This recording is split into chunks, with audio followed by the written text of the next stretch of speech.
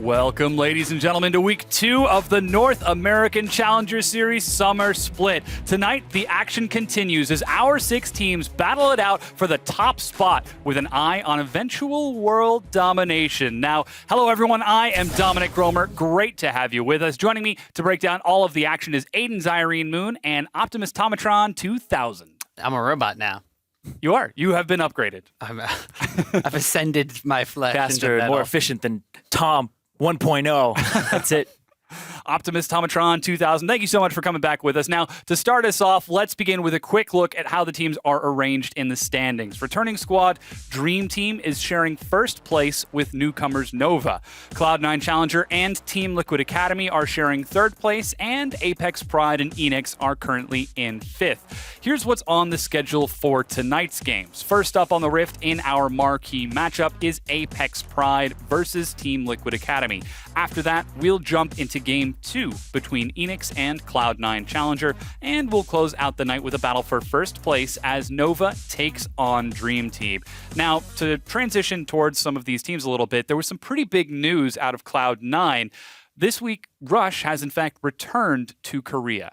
Yeah, and there's a lot of speculation here. People don't know if he's completely off the team or off the roster yet. So there's still a lot of things that we don't know. But the Summer Split MVP from 2015, now he's getting subbed out, and they're going to have contracts in, formerly of Ember, who had a lot of promise. And Cloud9 Challengers stated themselves that they are looking to grow talent, and that's what the Challenger team is all about. So contracts coming in just seems like a natural fit and progression for this team. But losing Rush, I'm not sure if it's going to be that bad for them because the fact that the roster just looks stacked. And Rush, towards the end, he kind of looked like he was tilting a little bit. If he actually didn't get ahead in the early game, he seemed like he kind of gave up a little bit. So. The big thing is going to be how contracts actually meshes with High in the mid lane. Because when we saw from the first week of Challenger was when Cloud9 Challenger let High get the ball rolling in mid lane, they snowballed the game out of control. First game, he was playing Twisted Fate. He couldn't win his own lane, but when Rush came and helped him win, then he just teleported all over him on everybody else's lane. Yeah, well, now they are currently sitting in the middle of the pack after a 1-1 finish, and their loss was to another tough competitor. Team Liquid Academy are looking very strong right now. Yeah, I definitely think TLA and Cloud9 Challenger are those number 1 and 2 teams. We just don't know the order of them at the moment, and they've shown a lot of power. There are some teams that can cause upsets, but I think that being in the middle of the pack is a little deceptive because of the fact that it's only one best of 2, and they both went 1-1 because they're both so strong. Yeah, again, this is only week 1 of the Challenger Series, a very competitive season of the Challenger Series. Now, there were a lot of big plays, and we've managed to whittle down the field to an MVP for week 1. The man that claims that first honor is Nova's man in the mid lane, Ablaze Olive. Yeah, and he was looking insane in their series against Apex Pride. His Vladimir play in game number 1 synergized amazingly with Flaxus as Alawi in the top lane when it came to team fights. And then in game number 2, when he had Victor during the laning phase, he was making Shifter look like, well, the reason he's in the Challenger Series. Oh, man. Yeah. But yeah, if you saw that, 34% of his team's damage, for some context on that, back when TSM looked like it was only Bjergsen in the mid lane, he was doing about 30% of his team's damage. And right now, GBM is doing about 30% of his team's damage when Energy was looking not too hot. So this means that he's doing a lot of his team's damage, a huge portion of it. And Ablaze Olive is probably a name that people haven't heard before, but I think this is a mid laner that we do have to watch out for here because he seems versatile and he seems like he brings a lot to the table regardless of what champion he's on. Yeah, players will definitely have to keep an eye towards that mid lane. Now, last week, there were a number of near misses and daring escapes, and sometimes you just have to stop and admire a player that knows when to hold them and when to get the heck out of dodge. Let's take a look at some of those great escapes.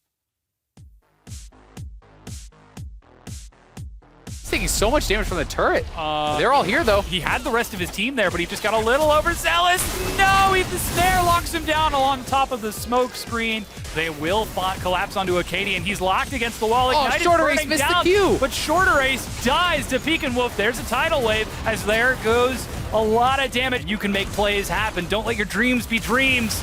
And they're going to turn Altec into a nightmare. No, he seems like he's actually having a pretty good time as he's cutting this around. This is working rather well for him, and in fact, he's going to turn it around. Speaking of frontline, they're looking to get more kills on top of that. Balls. Oh, actually gets the subjugate off. He's stunned. Oh, and he's going to be able to get out alive. Calculated. All those plays were calculated. Now, the one that had Dardoch going over the wall, and then he ends up knocking out Karma. He's just trying to click his other tunnel. He's trying to get out of there, but she's right on top of it. And that just, as a Rek'Sai player, it's like, that feels so bad. When the AI doesn't know what you want to do, and it's like, oh, you want to stay here in between the enemy team? Yeah, it's like he's confusing what you want to do. It's like when people put a ward on a Thresh Lantern. Yeah. Try to deny it as much as possible. But that's enough of the fun and games. Let's get down to business with our first matchup, Apex Pride versus Team Liquid Academy. There are a lot of veterans on both sides of this challenger matchup. Yeah, and I really want to start off first by looking at Apex because they were the roster that came into the Challenger Series that qualified with a lot of LCS players on their roster, and they didn't look like they had the same kind of coordination we'd expect from those kinds of players. They were 0-2 in their series, didn't even get the tie like Team Liquid Academy did against Cloud9 Challenger. They were individually strong players. They were able to take things across the map, but when it got to team fights, they just looked like that they were a little lost. Yeah, and it was against Nova, of all teams, a team that has relatively unknown players on it, against people like Diamond Prox. Mm-hmm. You have people like Shifter in the mid lane and Chris in the top lane, who's always been very dominant. So they were up in CS, they were up in objectives, turrets early on, but it was just the team fights. The team fights is really what shot Apex in the foot.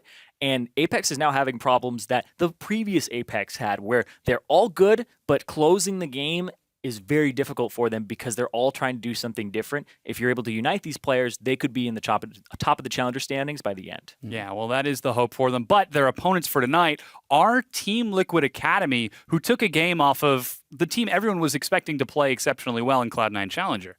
Yeah, I think that TLA is another squad that they have 3 members of Ember who made it to the playoffs. They have Dardoch and Moon, swapping them out. And they also have Fabi, who was a fantastic performer on the previous TLA. And when they lost Matt and Dardoch to the upper squad, Fabi was still like 1v9 carrying a lot of those games. So my eyes are on that guy. Yeah, and just to back it up, he looked really good in that series against Cloud9 Challenger. 11, 6, and 16. And he and Stunt in the bottom lane picked up first blood on Altac and Lemonation in a duo lane all by themselves. So that's Fabi going up against two LCS contenders in the bottom lane and picking up first blood and looking good doing it. Yeah, it looks to be a very competitive matchup between the two. Now, Tom is going to be joining us just a little bit later. Thank you once again for your expert analysis. But right now, we're going to get into Champion Select after a quick look at the starting lineups. On the blue side, it's Apex Pride. In the top lane, it's Chris. In the jungle, Diamond Prox. In the mid lane, Shifter. AD carry, Roar. And support, Conquan. And on the red side, it's Team Liquid Academy. In the top, Solo. Jungle, it's going to be Moon today, not Dardoch. In mid lane, Golden Glue. AD carry, Fabi, and Stunt on support. Yeah, this is going to be a pretty important match for these two teams as we're getting ready for this set. Now, obviously, Team Liquid Academy, they want wins to show that, hey, not only can we carry this momentum from last season, but we took a game off of Cloud9 Challenger. We can play with the best of the Challenger teams right now. And it's actually quite funny because these are the two organizations that both expected to be on top. Yeah. Not just this Challenger Series, but previous Challenger Series. I hearken back to Cloud9 Tempest, Cloud9 Eclipse, both EU and NA, top challenger teams, some of them making it into the LCS and EU. And here we see it happen again. Cloud9 picks up a team, great talent on it. Okay, you know what? They have a lot of veterans on that team, and they're expecting to be number one, whereas TLA, last split, was expecting to be number one with Dardoch, Matt, and people talking about how they're taking scrims off of top teams in the LCS. So now the organizations have to kind of battle for that number one spot in Challenger. Yeah, it's actually going to be a bit of a showing. And now the new dog to, well, I guess, new lion to this sort of contention of top Challenger teams, Apex. They came in looking very strong last split. Now they're doing it once again, this time with mostly veteran players, but we've got a couple of new guys in there as well.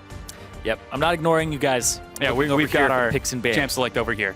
So as you can see, we have entered picks and bans for game number 1 between Apex Pride and Team Liquid Academy. Now, LeBlanc did just get banned away from Golden Glue. He played that last week very well. Maokai taken away from Solo. And Rek'Sai and Kindred both taken away from Diamond Prox. Try to keep that jungler locked down. Yeah, Moon really does enjoy things like Elise, so I can see that being take those off the top. He plays both Elise and also Nidalee fairly well. And he has Evelynn in his pocket as his third kind of backup there. And those are two champions that he's had mixed success on, but I feel like banning those away is kind of a no-brainer against Diamond. Yeah, and again, this is a continuation of 6-11. We're on the same patch as last week, so Vladimir is still very strong, banned away from Golden Glue and possibly Solo, and Elise, in fact, is the final ban for Moon. You were just saying that's something that you're a little confident on.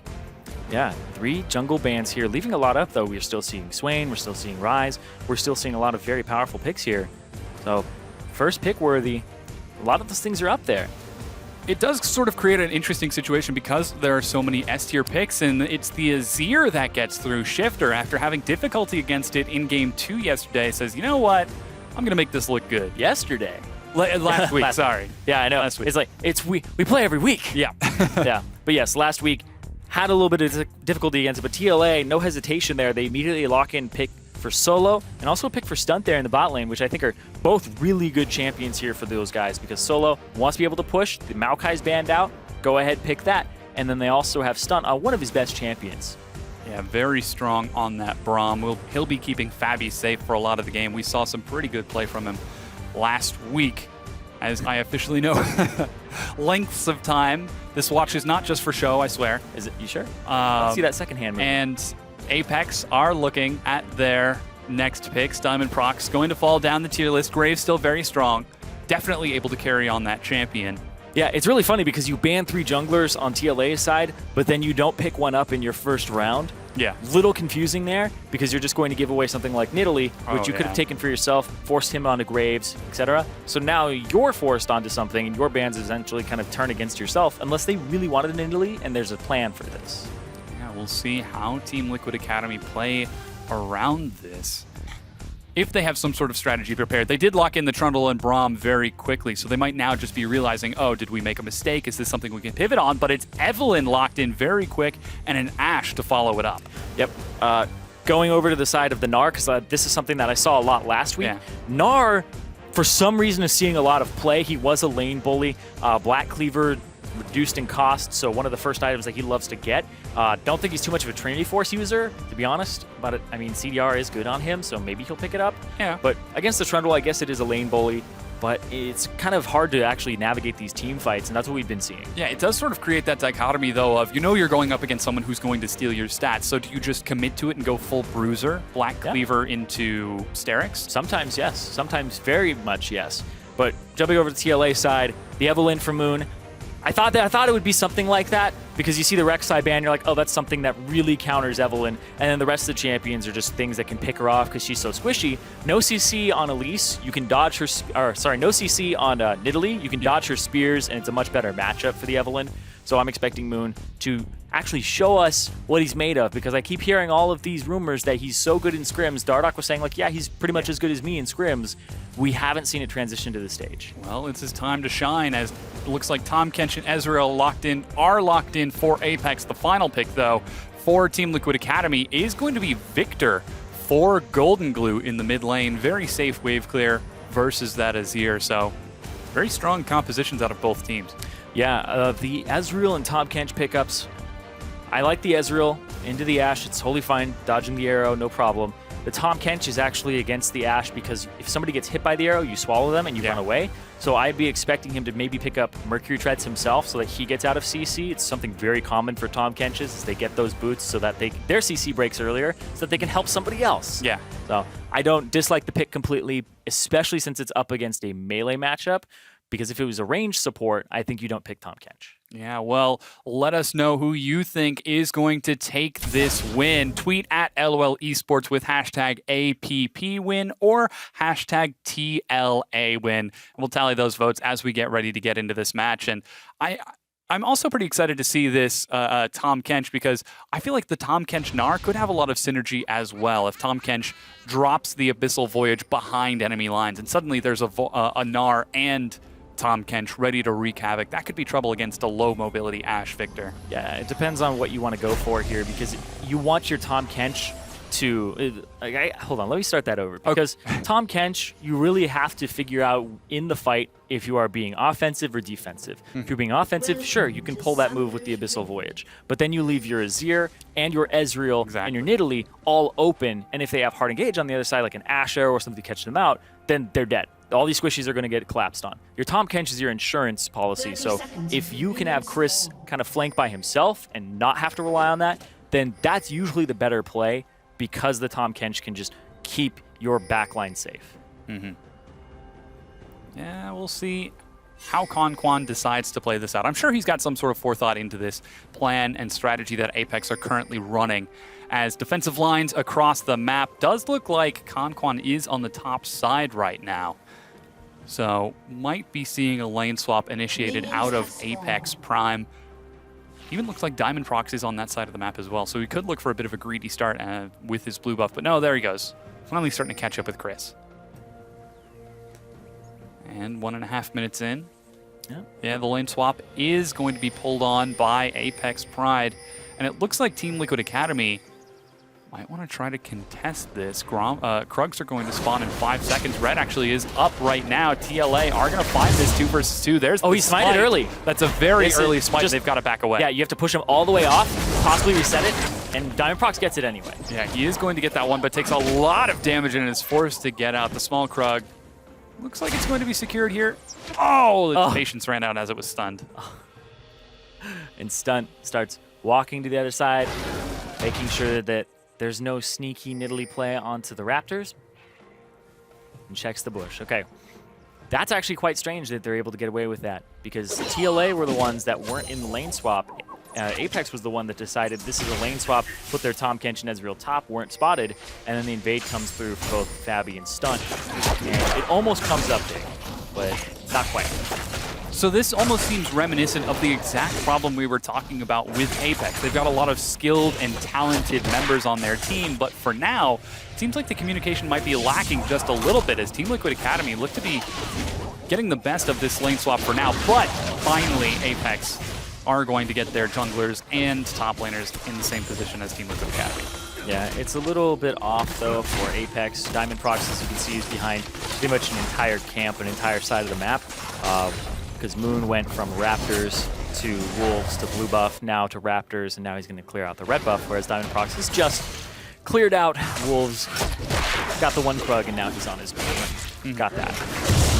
A little bit slower, but we know that Nidalee is very fast at clearing, so eventually we'll expect to see Diamond Prox catch up as everyone else continues to farm and shove for those early tier 2. So 3.5 minutes in, Team Liquid Academy get a good move on the invade, but they're not able to make too much happen off of it as Golden Glue is going to be content to continue farming. Wow, Diamond Prox is taking a lot of damage from these Krugs right now. Yeah, he's level 2. Usually he'd be level 3 at this point, and that is a lot. Oh, gosh. Very low health, but he makes it out. The top tier 1 and bottom tier 1 go down at just about the same time, so not too much time lost. Again, it's just that lost Nidalee jungle. Yeah, he's behind 9 CS right now, and that's what that 200 gold lead is at the moment. We'll see what happens with this lane swap back, though, because TLA have opted to actually just swap it back instead of actually continuing with the previous. So it's basically continuing the lane swap now. Yeah, looking for the top tier 1. Apex Pride should do that on this same side. Keep those lanes safe. Hey, you can see Moon is kind of crushing Diamond and Gold already. He's pretty much got a kill worth above him. About 300 up. Yeah, very good play from Team Liquid Academy on that invade. Yeah, it was a blind invade too. They had no idea that that was really going to happen. And they were the ones who weren't swapping. So Apex, you would think, would actually have the better invade. But all I saw was Conquan actually invade the Krugs instead of Roar and Conquan, which is... It's kind of easy to avoid a Tahm Kench that early. Not so much a Braum Ash, though. Conquan's actually on the top side of the map right now. He's matched by Apex Pride, so they might not get the fast shove on the tier 1. Yeah, so TLA decided to go to the top side and shove it in, and then Apex decided to return there instead of continuing the lane swap. They went for the 2-on-2, which ultimately in the bottom side, Solo gets to get 2 levels up. He gets to get a lot of CS, and now he pushes it into Chris, and he has to be a little bit careful here on Chris's side because Moon could come down from behind. Moon slightly ahead, the level 5 right now. He's gonna spot Diamond Prox. Ooh, and he's getting some good damage. Flash instantly used. Diamond Prox, again, bullied out of his own jungle, almost in the same spot as last time, too. Yep. Moon on this Evelyn, he's very aggressive. It's one of his best champions. It's something that he used to climb the ladder and get really high and actually improve himself. And I think that it's a perfect champion for him. The 3 jungle bans, though, it's kind of questionable when that might be your crutch to run this. But if it works out this game, then TLA can get themselves up 1 in the series. Yeah, this is a very early Infernal Drake, 6 minutes in, and right now with no flash on Diamond Prox, they feel safe and empowered to do this solo. He's already going to recall, might as well sacrifice that health pool. Yeah, I think this is actually a really good call here. We see so many teams just go for the standard, oh, we swap, now we swap back. Team Liquid adjust. They pushed out Diamond Prox. They know he has to back. And that bottom wave, some top laners, after they shove in the bottom wave, go, well, I have nothing to do until that wave right there bounces back towards me, and they kind of sit on their hands. Maybe they follow the jungler around. Maybe they do a camp. But this is, we're going for the Drake. It's such a large value for them, and then this wave will bounce back, and then Solo will have an advantage once again. Help the team, do whatever you can to get the team in a better situation transitioning into that mid to late game. And with that recall, he's going to be able to head back down to bottom. He did have enough gold for that early Tiamat, so he'll be able to clear out that wave just fine, while Roar and Conquan continue to farm versus Fabi and Stunt. Looks like we do have a tier first out of Roar, so we're not expecting too much to happen out of that duo lane. Yeah, and nobody bought a Cull, which is usually when you first back as an AD carry, you'll buy that in a lane swap. So it's kind of lucky that Fabi didn't purchase one for himself, because otherwise he'd be stuck in this 2-on-2 with a Cull and kind of less combat stats. But he went for the double daggers, which is a little strange, but it means he's probably going for something like Runan's Hurricane first.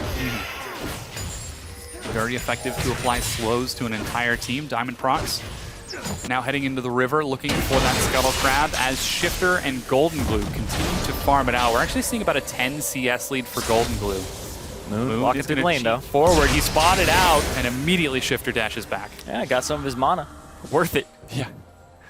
Smelled that one coming. Of course, at that point, though, that tips off Diamond Prox. And Moon is level 6. Moon is on this side of the map, and he gets to go ahead and do whatever he wants on this right side, but Moon is actually going to go dominate the left side of the map, maybe even get that blue buff again. Diamond Prox is over there. Conquan gets pulled away towards his turret. And yeah, once again, the blue looks to be stolen away by Team Liquid Academy. Golden Glue is going to be receiving that. There he goes. Yep. Gifted that over. And now the ping's coming onto their own blue on their opposite side of the map. And this could get pretty hairy pretty quickly, because what will happen is if you do the enemy blue there, then Golden Glue could have the option of actually 4-man diving the top lane. So it's rather risky that you go for that blue right then. They shoved in the mid wave, but Golden Glue doesn't want to miss that much CS, so comes back down. Overall, nothing really happens. Pretty much just trade sides of the map. Yeah, Team Liquid Academy going very aggressive with that invade to try to continue to deny Diamond Prox as much as possible. And they're able to pretty effectively do that, though. He has caught up for the most part, does now have an Ether Wisp to the Amplifying Tome of Ether Moon. Wisp. Yeah, that is the technical term. Is it? It's an Ether Wisp. Okay. Because it builds into Lutens. Okay. I thought it was Ether. Ah, Ether Wisp. that's where you're going with this. Okay. Well, you've got me saying mana. Yeah. So ether, ether, How do you say... into the other. I think it's about the British English versus American English style. Ether versus ether. Ether Wisp? Ether wisp, ether wisp. Yeah.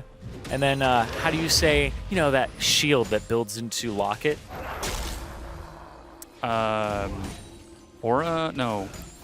I don't know. I never build support items. I was going to try to get you to say it without me saying it. Of the Legion? I know what it is. Something of the Legion. It's like Locket of the... I don't play support. Ever since Dynamic Q, I haven't played support. Aegis of the Legion? Aegis. Okay. Aegis of the Legion. Aegis of the Legion. Okay. Isn't that Pantheon's shield as well? The Aegis?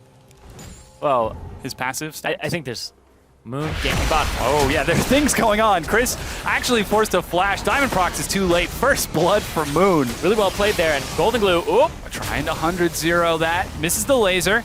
gotta watch out for that. Shifter backing away. Ghost is actually used, and Golden Glue lets him go. Yep. No summoner spells used by Shifter. Shifter pretty much does the okie doke, puts him back in the position that he was in after sliding forward. It's a good idea, though. Get some distance between yourself and the Chaos Storm, and then he went and jogged it around. But here comes Moon. Moon with the follow-up red buff. Burns a bit of damage and gets Shifter out of lane. But that's first blood for Team Liquid Academy. 1,000 gold. But could be revenge. There's a teleport from behind on the Solo. He's got no mana. He just teleports There's no out. CC. There's no crowd control. They try to burn him down, but they don't have enough. Almost. 200 HP left on Solo, and not enough damage to come through there. Ooh, calculated. Oof. Yeah, I mean, if they have no CC tools like that, definitely TP out of there. He used his TP to get there. Pretty much even. It's not like, oh, I have a TP disadvantage. So really well played there by Solo to not give up a kill to Apex. Yeah, that's going to be Team Liquid Academy feeling very good about that. They've got pressure in the mid lane. Might be able to. There are 3 minions, but Diamond Prox is in the area. He'll just get this rather low. I don't think he'll finish it. Oh, it needs just that one more. Yeah, eats a bit of damage for it as well. Oh, but Shifter answers back with some damage of his own. Remember that time you bullied me out of lane? Well, he's back, and now he's got Stinger and a Fiendish Codex. So it's going to be a little bit of a problem for him. Yeah, Chris now looking to secure the Scuttle. Moon is waiting over there with his smite. So I think Chris should know. Yeah, there's the smite. Yeah. Moon just trying to go for the tilt. He just wasted so much time. Yep. Man. Yeah, there's going to be the Ocean Drake spawning, as you can see. And once again, the top laners are on the bottom side. Australian lanes, Spacer would call it. Yep. Now that Pastry's here, I guess we get to reference him every time this happens. But looking at the item builds here, CS, Diamond Prox is caught up. Not unexpected for in Italy after having a little bit of an early setback, even in levels now. But Moon got himself a Dark Seal, which I do assume will end up turning into a Magi's eventually. And it just signifies that he's going to go for an aggressive gank style here for TLA to try and get them even further ahead. Expect to see him in lanes. Well, this is something that does fit Moon's MO. Again, this is his opportunity to show that he can play with the best. We've already seen some good things from him before, and it's his time to shine. What better way to do it than full AP Evelyn? I mean, he's done it before. I remember in Challenger, he would do it every time he got Evelyn. Sometimes it was the debate about it. Was Nasher's Tooth better than, I believe it was Morello Namicon at the time. Freak and I had a long conversation about that. Nasher's Morello's. Yeah.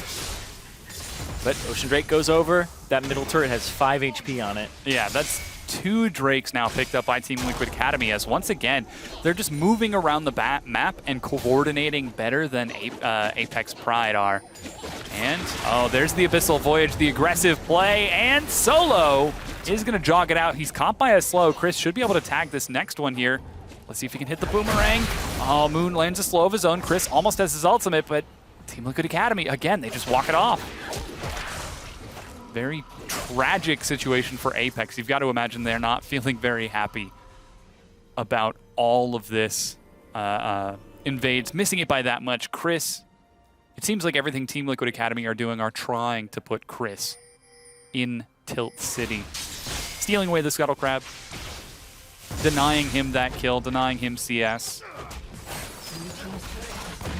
We'll see if he can recover as even Team Liquid Academy take their 3rd turret of the game in the top lane. So it looks like Apex should be able to answer on the far side. Roar actually is going to be juggling aggro. They're going to take some damage for this, but they should be able to get it. But this is really well played by TLA because of the fact that they took so much damage here on Apex's side. That allows TLA to continue pushing, get this all the way into the turret, deny CS, and deny that bounce from Chris. So now it's going to slow push back towards TLA, and they can go ahead and put somebody up there in that lane in just a bit. Whereas, look at that bottom side, Solo, he gets that lane pretty much right in the middle. Yeah, and he'll be able to catch that and do what he likes with it. Looks like he's trying to prep a shove. Rift Herald is going to be secured in answer by Team Liquid Academy. They've got 4 members on the map. As once again, Team Liquid Academy are just looking so smooth in these plays. They look so much more cohesive than Apex right now. Yeah. And giving that over to Moon, that's going to give him a lot of power to duel the Nidalee. So not only will I expect Moon to be in these lanes, I expect him to also be inside the enemy jungle with pretty much no fear. Yeah, it does have that invisible Evelyn. Clearing out his red buff now for a bit more empowerment. Diamond Prox has caught up and in fact surpassed Moon and CS, but has not been able to affect the gank, so is probably still down just a bit in gold. especially considering that global difference. But going for the Rod of Ages as well means that might be a little bit slower to take off for Diamond. As Roar heads down to the bottom, and Fabi is going to go catch him. And in fact, it's an Essence Reaver and an additional dagger for Fabi. Okay. That's a good switch up. Yeah, he just went for the attack speed early on. There are some breakpoints for Ashe that are very important with attack speed, so that you can constantly slow somebody. Because when you have low enough attack speed, your slow will fall off in between autos, and it's harder to stay stuck to that person. So if you get enough attack speed, which it may just be the 2-dagger breakpoint, I'm unsure of that, then you're able to actually stick to that person and keep the slow applied so they can't get away. So I have to do more research into that. Freak will crunch the numbers, you know. Yeah. Looks like Team Liquid Academy, once again, getting deep vision, controlling the map, controlling the vision, as Moon aggressively invades. As predicted, got a needlessly large Rod now with that next recall. He's actually going to go forward. He gets right onto Shifter and chunks him down to half without his ultimate. Yeah, I don't even know if Golden Glue got a bit of that. I don't think his laser actually connected. I think that was just all burst from Moon. I could be wrong, though, because it was just so fast. All the skill shots are being dodged as Team Liquid Academy are slowly sneaking their vision further and further forward. Yep. The right thing to do here, kind of choke them out of both mid and bot and have superior top lane push, because it's definitely a power spike for Chris, who has that blade of the, black cleaver, but up against Solo right now, who's got both resistances, some HP, and some wave clear. Solo can keep shoving him in. Very difficult set. Now 2 minutes for that Infernal Drake to spawn. The spear finally is going to get the last hit on something in Diamond Prox's jungle, as Moon has just been stealing away everything with smites. And Golden Glue continues to shove this lane in and scale up. Team Liquid Academy now 2,000 gold ahead. Yeah, slow incremental leads that just start building. CS, the turret, the first blood. And speaking of first blood, Moon, who's always criticized of not having any first bloods in the LCS. Well, I think he got one at one point, and now he's stepping up and getting first blood in this game and helping his team out. And I want to talk about the build from Golden Glue here, because Victors, ever since the rework, we're seeing them go for the completely upgraded Hex Core, and then they go Rylai's. And the reason for that is the ultimate is so strong with the pulses, and when you fully upgrade your Hex Core, it increases the speed of your ultimate by 20%. So when you top that with the Rylai's slow, you get every tick of your ultimate, and it's so hard to get out of. So whoever he puts it on pretty much takes all of the damage from it. It's a very devastating combo that is frustrating to play against. Once again, Team Liquid Academy itemizing those powerful breakpoints as they get ready for the next Drake. Moon is going to sneak forward, maybe see if he can find Roar. There's a Tom Kench right there. He's got to see it. Oh boy. Oh, he's almost behind him. Ezreal is paper to him, by the way. Oh boy, there he goes. Gets the good damage. There's the Essence Flux. Burn is going to tick away on Conquan, but he's still got his heal, and he's able to get out. Yeah, it's actually ticking on Roar on the inside. You're not immune when you're in his belly. Yeah. So you can die from things like Ignite, from his red buff and stuff like that, and from his red ticks. Yeah. Fiddlestick's tether applies the same way. You keep draining him while he's in the belly? Yeah. As Infernal Drake is going to... Well, I mean, you are feeding on his, like, nightmares, I suppose? His life force, his nightmares, I don't know. So what sort of physical barrier could possibly provide to a Fiddlesticks? Well, I mean, if you hit Fiddlesticks enough, he dies, so... Well, yeah. Just to be fair, he is a scarecrow. Was he ever really alive? His lore is actually unexplained in Summoner's Rift. I'm pretty sure he's one of the few champions who still have the Institute of War in his lore, like on his character page. Maybe. There's a lot of champions that are kind of like that. You ever read Volibears? No, I didn't. I'm a bear. Was That's that it? basically what it is. I'm a bear in the north. That's it. Oh, well, no. Evelyn's is... Now he's got the new Freljord lore. Volibear? Yeah. It's still not that great. Evelyn's is, I'm a shadow lady that you don't know anything about. Or do you? But you probably don't. Wasn't that the old Journal of Justice when somebody went to interview Evelyn and he got the interview and then disappeared? And like the implication was that Evelyn ate the interviewer? Yeah, which is kind of gruesome, but I mean... It was old Journal, like 2011 Journal of Justice. Way back in the day. Journal of Justice has been completely retconned. Nothing happened. It's all in the past. Yeah, does the Journal of Justice still exist? No, Summoners. it exists somewhere. It's not being renewed. Got discontinued. Moon, though, looking for Roar again. He's looking for all of the squishies on this team, and there are a lot of squishies. But yeah, Tom Kench is going to be his biggest enemy this game. Oh, good spear is going to find stunt. As Diamond Prox looks for the flank to protect his squishy AD carry. And for the time being, Team Liquid Academy are content to continue to press the advantages they have in their lane. They seem to be matching Apex Pride across the map and working on these small incremental advantages. Oh. Moon is spotted. Eats a trap. A trap in the Thunderlords there, which means that Diamond Prox, don't think he's running Strength of Ages. Think he's running full AP? Yeah. Think he's running that Thunderlords, trying to get the burst damage down. A lot of the times you'll see Nidalees go for the Strength of Ages, pretty much all junglers. Especially with her, because she farms so quickly, you get it stacked up almost immediately. It seems rather solo QE to go for a Thunderlords. But then again, not 100% that it's him. I thought that the trap set it off, though. I haven't actually seen his character buffs yet. I would explain more as soon as I see those. Yeah, we'll see how Diamond Prox continues to play it out. So far, he's been hard farming, and he has, in fact, caught up. Yeah, he's got Rod, too. So he is scaling rather well, but... we got the late game.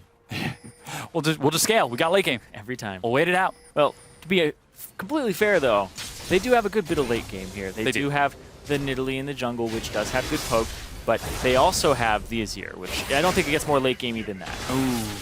Oh, gosh. Shifter was looking for just a little more damage onto Golden Glue. Yep. Just a little bit more.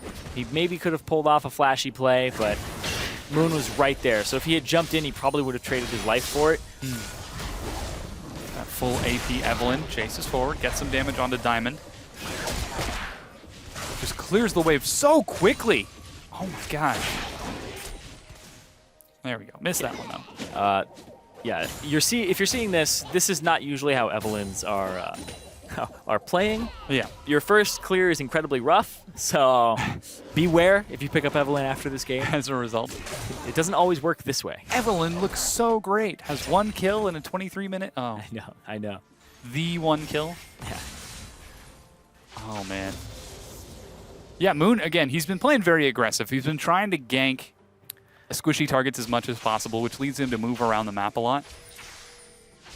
Yeah, this isn't really a ballooning lead, though. He's moving around the map, but there isn't too much happening past what happened with the Rift Herald. Picking up another Infernal here. TLA have just had the objectives, but they haven't been able to force anything. I haven't been seeing, like, cross-map Ash Arrows. I haven't been seeing Ash Arrow engages from Babby at all. So it seems a little bit risk-averse here for TLA. He might be disheartened a bit. Disheartened? Disheartened. Disheartened. Ripped out his heart. By the Tom Kench, who would, I'm sure, love that. Because you fire an arrow, even if you do hit, Tom Kench, he actually has Swifties, so he will take the full duration of the stun, but if he survives through the stun, he can pop his shield to survive. Yeah, Shifter also has Cleanse as well, so yeah. I can see why he's not throwing them willy-nilly, but I think that even if you throw it out and you get the Cleanse, then that's probably worth it, because then you come back with a repeat arrow. It's much lower cooldown. Of course, you have to rely on the arrow accuracy to land 2 in a row, but I think that you have to take those risks at some point, because this gold lead has just been sitting at 1,000, 1,200 for a very long time now. And the spear for Diamond secures blue buff. His own. Yeah. Finally. Prevents the theft. Oh boy, there's a leap for Chris to hop over the pillar. As he's continuing to shove up and essentially going even with Solo on that Gnar. Looks like he is going for the Bruiser Gnar. Yeah, he's got the Frozen Mallet as well as the Black Cleaver. It's a Gnar build that we used to see back when he was very popular and kind of that split pusher that was a bully with those range attacks in lane. And it was almost the Gnar that didn't want to transform. It's like, stay mini as long as possible. There's the arrow, but it misses Shifter. Oof. And Diamond. It was a pretty good one, but not kind of tracing the wall there. That's going to be another Ocean Drake as soon as they pushed Shifter out. True Shot Barrage is going to find a bit of damage onto Golden Glue. It's also going to tell all of Apex that TLA is doing the Ocean Drake. But Apex seem to be content to give this up. They haven't contested a single dragon in a 25.5-minute game, and now that 4 have gone down, that's going to be a bonus 180 plus 45, 225 true damage if they manage to get that Elder. Yeah, there is also going to be another dragon spawning before then. You're right. So, one more Drake and then Elder. So we're going to test how far does this dragon overlay go in the top right corner. Well, we've got a little room. Yeah, you get one more, and then of course Elder lights up as Yeah. opposed to adding to that. Thankfully, this isn't a best of one, so you can see the big 0 to the left, to the right of TLA. Demonstrating. Oh, looking for Roar. Moon gets some damage. The arrow is going to find Conquan. They're just going to burn him down. He's dead. And Roar is going to be forced to flash away. Doesn't make it over the wall. And Team Liquid Academy pull the trigger and net 2 kills. Yep, great play there. Moon has so much damage, and I think that that was the best play that they could have made there. It was a little bit early on the Devour there from Conquan. If Roar had eaten it and then he had grabbed him and ran, he wouldn't have been stunned up, wouldn't have eaten the Braum ultimate most likely, and would have been able to get his flash off and avoid it. But looks like it's Baron here for TLA. Baron is going to be attempted. Solo eats a trap as Teleport is going to get Chris in there as well. He slams Golden Glue into the wall. He's stun locked, but it doesn't have enough. It's complete slaughter for Team Liquid as they drop 2, and they're continuing to try to burn through the Baron. The spear misses Moon is at low health. Diamond is forced to leap away. This is such a low health Baron. This is a risky play. Diamond's over the wall. He's dead, and Shifter is running out of mana. He's not going to be able to do anything. That's 4 kills for Team Liquid Academy and the Baron. Yep, pick up everybody but Shifter when everything's all said and done, and he gets a little bit of a ride out of there. But Baron for TLA, Apex, a team full of names that you would probably recognize here if you've watched any LCS in the past year. They're getting beat by TLA right now. Full of challenger players with, I think, when you look at this, 3 of these guys have kind of been subs for LCS teams, and the Moon was on an LCS team. Aside from that, there's way more experience on Apex, but still, again, for the 3rd game for Apex, the Baron has been their bane. Team fighting at a Baron is something that they are never able to seem to do well. Diamond Prox tries to go for the hero play. It doesn't work out for him. And every time it's happened to Apex, Baron, and you can watch the game-winning moments from all 3 of their games for their enemies, and it's been off of the Baron and a bad fight. Currently about a 4,500 gold lead for Team Liquid Academy. They've controlled the Dragons. They control the Baron. They control the Spice. They control the Spice. Yes! Yes! More deep.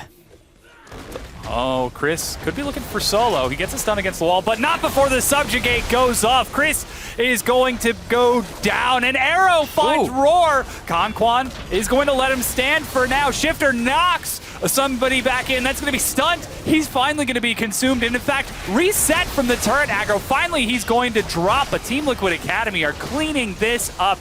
2 members of Apex Pride are dead, and the Tier 2 has gone down. Yeah, TLA. 7-1 right now. Apex do get on the board with that kill, but this Baron buff, those 2 members down, it's a lot of their damage. Shifter is their wave clear, and they do have Diamond with a GA, so they can be a little bold here, but not that bold. Oh, Shifter's being greedy, but he doesn't have enough. Golden Glue kills him yet again. 2-0-4 on Golden Glue. It's 8-1.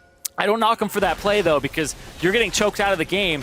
Either you just take it and you roll over, or you try to make a play, try to get yourself back in. He was going to trade 1-for-1 at best there, so it's not the best opportunity, but I don't blame him for taking it, especially with the state the game is in right now for them. Yeah, anything to try to get back in as we're getting to that 30-minute mark. And Team Liquid Academy, they're going to hit a huge spike with this. Here's that play once again. Yep, Chris in the bush, shoves all the poor minions into the wall, and then he just gets blown up. Solo able to turn it around. Roar gets hit here, so he doesn't have any DPS coming out in this fight. And it's actually a decently long-range arrow. Stun gets thrown back in, and then he gets eaten and pushed into the backline, but everybody continues to dive here. The minions are actually taking the turret right now, so nobody is actually taking damage from it on the side of Team Liquid Academy. And then Shifter, you know, he gets chunked out a little bit, but then he eventually goes back in. And TLA, I mean, they've had so much happen, and the Baron buff is still on them for a little bit longer. Moon? Yeah, he's going to try to destroy Chris right now. And there he is. Oof. Still rocking the Dark Seal. He's got 8 stacks on that Dark Seal. Yeah, he sat on 1 kill for so long in this game that he wasn't going to upgrade it at that point. but he was trying to be aggressive. Didn't work out. Now, finally, 30 minutes into the game, we're seeing him get those 8 stacks. We're seeing him starting to get towards that Rylai's and have the Zhonya's behind it. So a lot of AP here on this Evelynn, and Moon loves this champion, loves to be aggressive with it, and it's working out for him in this game. Oh, Moon is looking for Roar, chunks him down to half, and even burns the Summoner heal. As Diamond Prox can't zone away that Trundle and Evelynn. And it's a split push here from TLA. Yeah, Baron has fallen off, but that's not stopping them from splitting as they're looking for the inhibitor and the inhibitor turret in mid lane, and Diamond Prox can't decide which one to go. Go for it, and he's going to have to give up both. Yeah, and he cut into his damage a little bit by getting the GA, so he doesn't have another AP item behind him just yet, in comparison to Moon, who just went for the full burst, 100% for himself, to try and hit breakpoints where he can kill Roar. And Roar, not going to pick up the red buff, but it was over the exact spot that it was pulled to, so. Yeah, Fabi just has so much damage right now. Essence Reaver, Runeans. Yep, most likely going for the IE afterwards. Did pick up a last Whisper for himself, and there's only really one person on the team who has any bonus armor. I guess Diamond Prox and Chris a little bit, one item each, one item apiece. So it may not be the most efficient buy in the world. I feel like at this point it's more future-proofing. He's very far ahead in terms of overall that's goal. That's a good way to put it. It's kind of like, I want to get the Executioner's Calling now, or I want to get the Last Whisper now, so that it'll be worth something later. I don't want to get into that fight where the guys purchase Thornmail, and I'm like, okay, I need 1,300 now, and an open item slot. We can't fight for another 4 minutes. Yeah. So. But I do actually think that TLA is in a fantastic spot. Oh, Moon is going to try to solo Diamond, but doesn't quite burn through. Again, holds on to the Agony's Embrace. Such a bully Moon this game. Just keeps running up and trying to make these plays happen. And the thing is he can do that. He can go up, he can chunk somebody out, and he's 100% fine because of 3 Ocean Drakes. Yeah. They have the Ocean Drakes, which he can just go clear a camp, and he'll actually get HP back. Clear minions, and he's completely fine. Continue to siege, and 100% he'll be back up to full HP, and you can see that here. Solo in the solo lane, splits off towards the bottom side as super minions shove in the top. Chaos Storm is going to drop onto Shifter to zone him away from the turret as Team Liquid Academy look to break in, but a huge slide from Shifter knocks them in. He's still going to go down, and Golden Glue, the Summoner heal, gets him out, and Stunt is going to be soaking it now. Team Liquid Academy, despite getting caught, turn it into an advantageous play. There's a flash 3-man stun. It's followed up, but it's only going to be able to get Fabi. Team Liquid Academy are just too far ahead. There's a Zhonya's from Moon. Roar is going to drop. Chris wants the kill for some sort of justification, but that's 1 for 4, and Team Liquid Academy are on the Nexus turrets. And Team Liquid Academy, they played this so well, 10k gold up. Only Chris is here to defend it, and that's going to be game 1. Yeah, the Nexus is going to drop. Team Liquid Academy defeat Team Apex Pride in game 1 of this best of 2, and Apex Pride, they're 0-3 right now, going up against the likes of Team Liquid Academy, and this creates a very difficult situation for Apex Pride going into this next match. Yeah, Apex at this point, either you say, these are all teams that we're playing that are near the top. Well, it's like you played Nova. Yeah. Nova is a relatively unknown right now. It's like they haven't even played Cloud9 Challenger. They haven't even done their second game against TLA, and they're already looking the shape. And it's got to be heartbreaking because some of these games, their first 2 against Nova, they were ahead. This game, it was just that first blood went over, and then they kind of sat down. That last play was insane. Shifter played that, pretty much got the best possible ultimate he could hope for. And then Chris comes in and gets the best ultimate he could hope for, and they still lose the fight. And that's stuff that you look at and go, that should have been way earlier that had happened. Yeah, they just didn't quite have enough stats. And Team Liquid Academy, you mentioned slow incremental leads all across the map, in every lane, in the jungle, and eventually it just got too big. Yeah, I think that it kind of stayed stagnant for a long time, though. They sat on like a 1.2k gold lead for longer than you would like, but they played it rather safe despite having a mildly aggressive composition. They're waiting for gigantic power spikes, like Victor hitting, Rylai's plus all these other items. And it was kind of greedy against other teams. I think you'll be punished a little bit more. And if you don't get a lead, well, what's your way back in? Are you a risky team? Does TLA take risks? And that's what I want to see moving forward. Well, that sort of creates the question that Apex should have been punishing this sort of greedy play, but Team Liquid Academy got away with it. Yeah, Team Liquid Academy end up getting Rift Herald, and they end up getting Infernal Drake. Or Dragons. 5. Five. They got 5. They got 5 Drakes. Yeah, none of the Drakes were contested. And you look at the composition, sure, right? You're against a Victor. It has zone control. It has gravity field and stuff like that stops you from getting into these choke points. Well, you have an Azir, you have a Gnar. Like, there's a team fight there that you can get if you try hard enough, especially with an immobile AD carry like Ashe. Yeah, and to actually talk about that team fight a little bit more, we've got that replay of that last endgame team fight. And Shifter, he finds the perfect slide. It's just heartbreaking here because Chris is down bottom. Shifter hits 3 people back. Fabi throws the arrow out, hits Shifter, and now they're just trying to clean up here. Diamond Prox gets hit by the gravity field, gets sucked in. Nobody goes down here, and then Chris shows up in Mega Gnar, flash 3 people against the wall, and it just looks absolutely beautiful.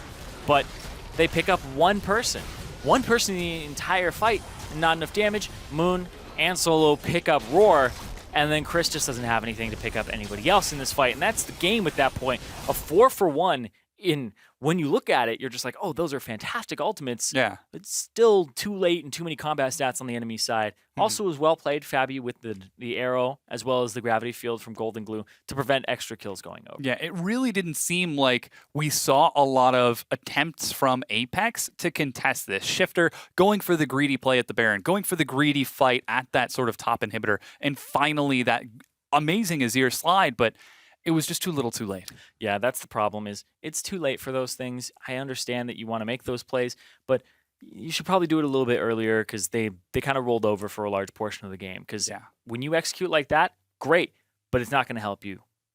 Yeah, little passive play, but we're going to go ahead and take a quick break while the teams reset for Game 2 between Team Liquid Academy and Apex Pride. Stay with us. The Challenger Series continues in just a few minutes.